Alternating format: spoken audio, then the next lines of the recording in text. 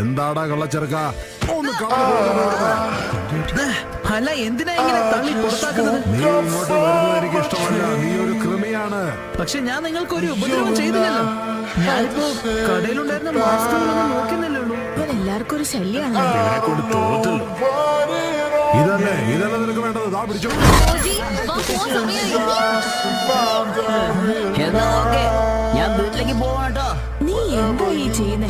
ആ പയ്യന്റെ കൂടെ കളിക്കരുതെന്ന് പറഞ്ഞിട്ടില്ലേ? വാ വീട്ടിലേക്ക് പോവാം. നടക്ക്. തേർഡ് ഹോക്കാകെ നിന്നോട് കൂടുതലൊന്നും പറഞ്ഞിട്ടില്ല അല്ലേ? നയൻ ടേൽസിനെ കുറിച്ചുള്ള പരമാവധി വിവരങ്ങൾ മറച്ചുവെക്കപ്പെട്ടു എന്നാണ് എനിക്ക് തോന്നുന്നത്.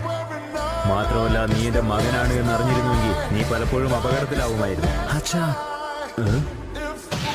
എന്തിനാണ് നിങ്ങൾ സ്വന്തം മകന്റെ ശരീരത്തിൽ തന്നെ നയൻ ടൈൽസിനെ സീൽ ചെയ്തത്? അതുകൊണ്ട് ഞാൻ അനുഭവിച്ച കഷ്ടപ്പാടുകളെ പറ്റി നിങ്ങൾക്ക് വല്ല ധാരണയുണ്ടോ?